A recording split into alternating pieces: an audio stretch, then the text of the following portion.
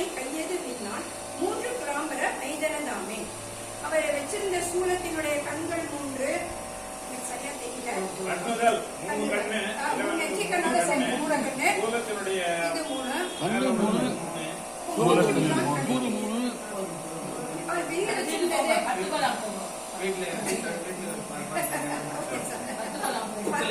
அவர் பாம்பின் கண், பாம்பின் பல், 10 கலாம் விருந்து,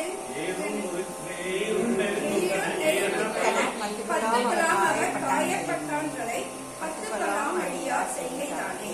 நன்றி.